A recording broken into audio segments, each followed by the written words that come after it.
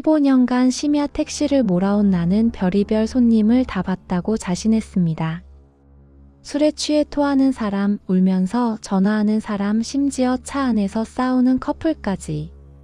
하지만 그날 밤만큼은 달랐습니다. 그날 밤은 정말 달랐어요. 시계가 새벽 3시를 가리키던 순간이었습니다. 평소처럼 강남역 근처를 배회하며 손님을 기다리고 있었죠. 주말 밤이면 보통 새벽 4시까지는 손님이 꽤 있는 편인데 그날따라 유난히 한산했습니다. 비까지 부슬부슬 내리기 시작하더군요. 그때였습니다. 차창 밖으로 한 여자가 손을 들고 있는 게 보였어요.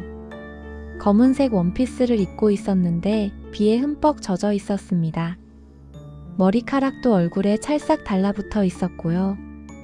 평소 같았으면 이런 손님은 안 태웠을 겁니다. 차가 더러워지니까요. 하지만 그날은 장사가 너무 안 돼서 그냥 차를 세웠습니다. 여자가 뒷좌석에 올라탔습니다. 문을 여는 순간 차 안으로 냉기가 확 들어왔어요. 에어컨을 틀지도 않았는데 갑자기 차 안이 냉장고처럼 차가워졌습니다. 백미러로 여자를 살펴봤는데 고개를 푹 숙이고 있어서 얼굴이 잘 보이지 않았습니다.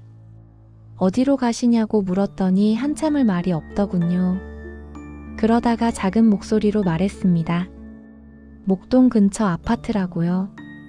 주소를 정확히 알려줬는데 목소리가 너무 작아서 다시 한번 물어봐야 했습니다. 두 번째도 똑같이 작은 목소리였어요. 출발하면서 이상한 기분이 들기 시작했습니다. 뭔가 찝찝한 느낌이랄까요? 백미러로 계속 여자를 힐끔힐끔 봤는데 여전히 고개를 숙이고 있었습니다. 그런데 이상한 게 숨소리가 전혀 들리지 않았어요. 차 안이 너무 조용했습니다. 비 오는 날 택시 안에서 들리는 빗소리, 와이퍼 소리, 엔진 소리만 들렸죠. 강남에서 목동까지는 대략 30분 정도 걸립니다. 심야 시간이라 차가 막히지 않아서 더 빨리 갈 수도 있었고요. 하지만 그날 밤 그 30분은 정말 길게 느껴졌습니다.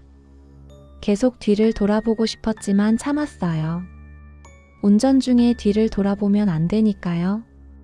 한강대교를 건너는데 갑자기 여자가 말을 했습니다. 기사님, 여기서 멈춰주세요.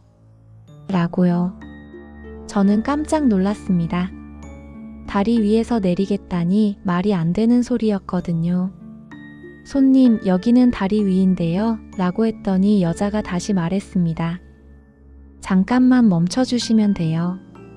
보고 싶은 게 있어서요. 뭔가 이상했지만 거절할 수가 없었습니다. 여자의 목소리에 뭔가 간절함 같은 게 묻어 있었거든요. 그래서 갓길에 차를 세웠습니다. 여자는 차에서 내리더니 다리 난간 쪽으로 걸어갔어요. 비는 여전히 내리고 있었고 여자의 뒷모습이 빗속에서 흐릿하게 보였습니다. 그때 제 머릿속에 이상한 생각이 스쳤습니다. 설마 뛰어내리려는 건 아니겠지? 순간 가슴이 철렁했어요. 급하게 차에서 내려 여자에게 다가갔습니다. 손님, 괜찮으세요? 라고 물었죠. 여자가 천천히 고개를 돌렸습니다. 그리고 처음으로 여자의 얼굴을 똑바로 봤습니다.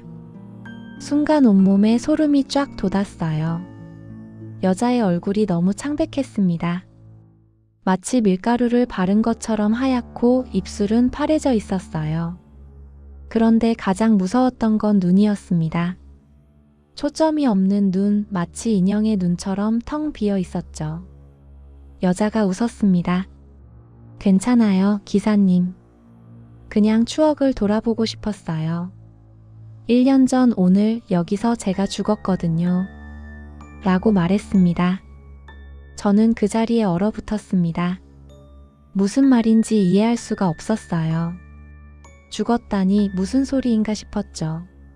하지만 여자는 계속 말을 이었습니다. 1년 전 오늘 저도 택시를 탔어요. 친구들이랑 술을 마시고 집에 가는 길이었죠. 그런데 기사님이 술 냄새가 난다고, 차가 더럽혀진다고 화를 내셨어요. 저는 기분이 나빠서 다리 위에서 내렸습니다. 걸어서 가겠다고요. 그런데 난간에 기대서 있다가 그만 미끄러져서 떨어졌어요. 한강 물속으로요. 여자의 말을 들으면서 온몸이 떨렸습니다. 이건 꿈이야, 악몽이야 하고 생각했지만 눈앞의 여자는 선명했어요. 여자는 계속 웃으면서 말했습니다. 여러분도 혹시 심야 택시를 타신 적 있으신가요? 그렇다면 이 이야기가 남의 일처럼 느껴지지 않을 겁니다. 잠깐, 이 영상이 도움이 되셨다면 구독과 좋아요 한 번씩만 눌러주세요. 여러분의 작은 관심이 더 무서운 이야기를 찾아오는데 큰 힘이 됩니다. 여자는 다시 차로 돌아갔습니다. 저는 멍하니 서서 그 모습을 지켜봤어요. 정신을 차리고 차에 올라탔을 때 여자는 이미 뒷좌석에 앉아 있었습니다. 빨리 가요, 기사님. 아직 갈 곳이 남았어요. 라고 말했죠. 저는 손이 떨려서 핸들을 제대로 잡을 수가 없었습니다. 하지만 어쩔 수 없이 시동을 걸고 출발했어요. 이제 와서 여자를 차에서 내릴 수도 없는 노릇이었으니까요. 아니, 솔직히 말하면 무서워서 그럴 용기가 없었습니다. 목동 아파트까지 가는 내내 여자는 계속 이야기를 했습니다. 자기 이야기를요. 28살에 죽었다고 했어요. 회사 다니면서 열심히 살았는데 그렇게 허무하게 떠났다고요. 부모님도 아직 살아계시고 남자친구도 있었는데 다 두고 떠났다고 했습니다. 들으면 들을수록 여자가 불쌍하게 느껴졌어요. 동시에 무섭기도 했고요. 복잡한 감정이었습니다. 여자가 정말 귀신이라면 나한테 해를 끼치려는 건 아닐까? 하는 생각도 들었거든요. 드디어 목동 아파트 단지에 도착했습니다. 여자가 가리킨 건물 앞에 차를 세웠어요. 미터기를 보니 25,000원이 나왔습니다. 여자에게 요금을 받아야 하나 말아야 하나 고민하고 있는데 여자가 먼저 말했습니다. 돈은 못 드려요, 기사님. 죽은 사람이 무슨 돈이 있겠어요. 대신 하나만 부탁드려도 될까요? 저는 무슨 부탁인지 물었습니다. 여자는 2, 3층을 가리키며 말했습니다. 저기 베란다에 화분이 보이시죠? 저희 엄마가 키우시는 장미예요. 제가 죽고 나서 엄마가 저를 생각하며 키우시는 거예요. 거기 가서 엄마한테 말씀 좀 전해주세요. 딸이 편안하게 잘 있다고 너무 슬퍼하지 말라고요. 저는 당황스러웠습니다. 모르는 집에 찾아가서 그런 말을 어떻게 하냐고 물었죠. 그랬더니 여자가 슬픈 표정으로 말했어요. 제발이에요, 기사님. 1년 동안 엄마가 매일 밤 우시는 걸 봤어요. 저는 이제 떠나야 하는데 엄마가 계속 저를 붙잡고 계세요. 엄마를 놓아드려야 저도 편히 갈 수 있어요. 여자의 눈에서 눈물이 흘러내렸습니다. 아니, 눈물처럼 보이는 뭔가가 흘러내렸어요. 그 모습을 보니 차마 거절할 수가 없었습니다. 알았다고, 그렇게 하겠다고 대답했죠.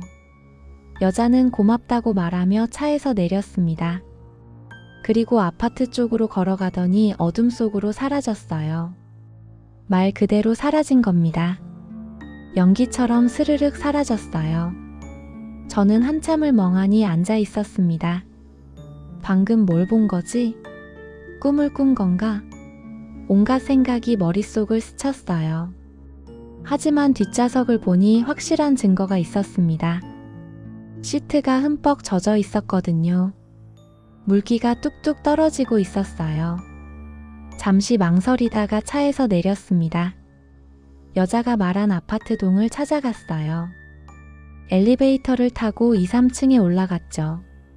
복도를 걷는데 다리가 후들거렸습니다. 정말 이래도 되는 건가 싶었거든요. 여자가 말한 호수 앞에 섰습니다. 초인종을 누르기 전에 베란다를 봤어요.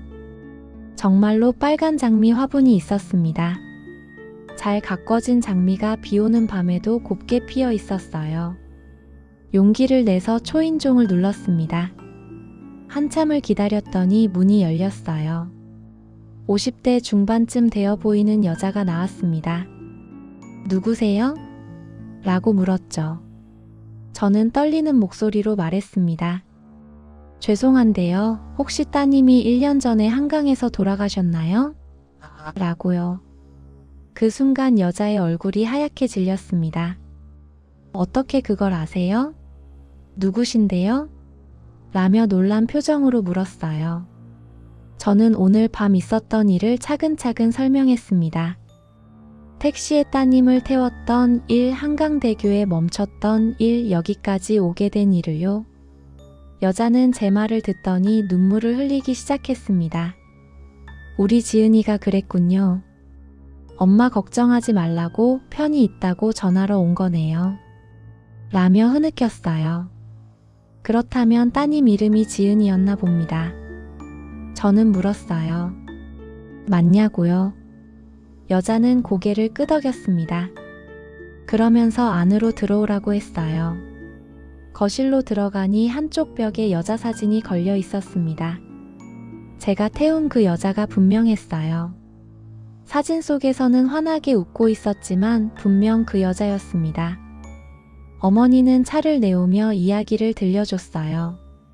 지은이가 얼마나 착한 아이였는지, 효녀였는지, 친구들도 많고 회사에서도 인정받던 아이였는지 말이에요. 그런 아이가 그렇게 갑자기 떠났다고 1년이 지났는데도 믿기지 않는다고 했습니다. 여러분도 소중한 사람을 떠나보낸 경험이 있으신가요? 그 아픔은 시간이 지나도 쉽게 아물지 않죠. 만약 이 이야기가 공감되셨다면, 그리고 더 많은 사람들과 이 이야기를 나누고 싶으시다면 좋아요와 구독 부탁드립니다. 여러분의 관심이 누군가에게는 위로가 될 수 있습니다. 어머니는 계속 말씀하셨어요. 지은이가 죽은 뒤로 매일 밤 꿈을 꾼다고 했습니다. 지은이가 나타나서 엄마를 부르는 꿈이요. 너무 보고 싶어서 차라리 함께 가고 싶다는 생각까지 했다고 하셨어요. 그 말을 듣고 있으니 택시에서 지은이가 했던 말이 이해가 됐습니다. 엄마가 자기를 붙잡고 있다고, 그래서 떠날 수가 없다고 했던 말이요. 저는 어머니께 지은이가 전한 말을 있는 그대로 전해드렸습니다. 편안하게 잘 있으니 너무 슬퍼하지 말라고, 이제 보내줬으면 좋겠다고요. 어머니는 한참을 우시더니 고개를 끄덕였어요. 알았다고, 이제 보내주겠다고 하셨습니다.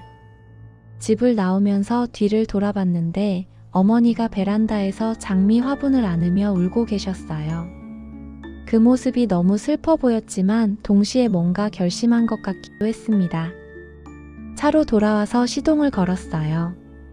뒷좌석은 이미 말라 있었습니다. 아까 분명히 흠뻑 젖어 있었는데 말이에요. 마치 처음부터 아무 일도 없었던 것처럼 깨끗했어요. 집으로 가는 길에 다시 한강대교를 지나게 됐습니다. 차를 천천히 몰면서 아까 그 자리를 찾아봤어요. 지은이가 떨어졌다는 그곳을요. 난간 너머로 어두운 한강물이 흐르고 있었습니다. 그때 이상한 걸 봤어요. 다리 위에 누군가 서 있는 것 같았거든요. 자세히 보니 검은 원피스를 입은 여자였습니다. 지은이였어요. 저를 향해 손을 흔들고 있었죠. 차를 세우고 창문을 열었습니다. 지은이를 불러봤지만 대답이 없었어요. 그냥 미소를 지으며 손을 흔들 뿐이었습니다. 그러더니 천천히 몸을 돌려 난간 쪽으로 걸어갔어요. 저는 급하게 차에서 내렸습니다. 뛰어가려고 했죠. 하지만 다리에 힘이 들어가지 않았어요. 그저 멀리서 지켜볼 수밖에 없었습니다. 지은이는 난간 앞에 섰습니다. 그리고 하늘을 올려다봤어요. 비는 이제 그쳤고 구름 사이로 달빛이 비치고 있었습니다. 지은이의 모습이 달빛에 비쳐 환하게 보였어요. 그때 놀라운 일이 벌어졌습니다.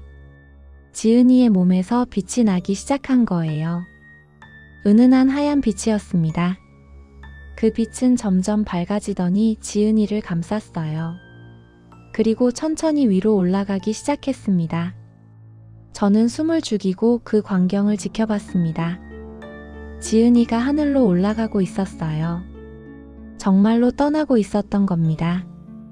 마지막으로 저를 한 번 더 쳐다봤어요. 그리고 입모양으로 말했습니다. 고맙습니다. 라고. 빛은 점점 더 높이 올라가다가 결국 사라졌습니다. 지은이도 함께 사라졌어요. 다시는 볼 수 없을 거라는 걸 알았습니다. 저는 한참 동안 그 자리에 서 있었습니다. 가슴이 먹먹했어요. 슬프기도 하고 신기하기도 하고 복잡한 감정이었습니다. 하지만 한 가지는 확실했어요. 지은이가 이제 편히 쉴 수 있을 거라는 거죠. 그날 이후로 일주일쯤 지났을까요? 신문 부고란에서 한 기사를 봤습니다. 목동에 사는 50대 여성이 숨진 딸의 기일의 장미. 화분과 함께 사진을 찍고 평온하게 잠들었다는 내용이었어요. 자연사였다고 했습니다. 기사를 읽고 나서 알았습니다. 지은이 어머니가 드디어 딸을 보낸 거라는 걸요. 그리고 어쩌면 이제 저 세상에서 지은이와 다시 만났을지도 모른다는 생각이 들었습니다. 그날 이후로 저는 심야 택시를 계속 몰고 있습니다. 여전히 새벽 시간에 손님을 태우고 다니죠. 하지만 예전과는 조금 달라졌어요. 비 오는 날 손님을 태울 때면 항상 뒷좌석을 확인합니다. 혹시 또 누가 있을까 싶어서요. 그리고 가끔씩 생각합니다. 그날 밤 정말 귀신을 본 걸까? 아니면 내가 너무 피곤해서 환각을 본 걸까? 하지만 뭐가 됐든 상관없어요. 중요한 건 지은이가 어머니에게 마지막 인사를 할 수 있었다는 것, 그리고 두 사람 모두 이제 편히 쉴 수 있게 됐다는 거니까요. 여러분도 혹시 심야 택시를 타게 되신다면 기사님을 잘 살펴보세요. 어쩌면 그 기사님도 저처럼 누군가의 마지막 메신저가 됐던 경험이 있을지 모릅니다. 그리고 만약 비 오는 밤에 검은 원피스를 입은 여자를 보게 된다면 너무 놀라지 마세요. 그저 누군가를 그리워하는 영혼일 테니까요. 저는 이제 더 이상 귀신이 무섭지 않습니다. 오히려 불쌍하다는 생각이 들어요. 그들도 한때는 우리처럼 웃고 울고 사랑하며 살았던 사람들이니까요. 다만 조금 일찍 떠났을 뿐이죠. 오늘도 저는 핸들을 잡고 거리를 달립니다. 혹시 또 누군가가 저를 필요로 할지 모르니까요. 비 오는 밤 어둠 속에서 손을 드는 누군가를 위해서 말이에요. 여러분, 이 이야기를 끝까지 들어주셔서 감사합니다. 무서우셨나요? 아니면 슬프셨나요? 어떤 감정이든 여러분이 느끼신 그대로가 맞습니다. 혹시 이 이야기가 마음에 드셨다면, 그래서 더 많은 사람들과 나누고 싶으시다면 구독과 좋아요 부탁드립니다. 그리고 여러분만의 신비한 경험이 있다면 댓글로 남겨주세요. 다음에 그 이야기로 또 찾아뵙겠습니다. 기억하세요. 이 세상에는 우리가 이해할 수 없는 일들이 분명히 존재합니다. 그리고 때로는 그런 일들이 우리에게 소중한 교훈을 남기기도 하죠. 사랑하는 사람을 잃는다는 것, 그리고 그 사람을 보내준다는 것의 의미를요. 마지막으로 한 가지만 더 말씀드리겠습니다. 만약 여러분이 누군가를 떠나보내지 못하고 계속 붙잡고 계신다면 이제는 놓아주세요. 그것이 그 사람을 위한 진정한 사랑입니다. 그래야 그 사람도 여러분도 편히 쉴 수 있으니까요. 그럼 다음 이야기에서 또 만나요. 안녕히 계세요.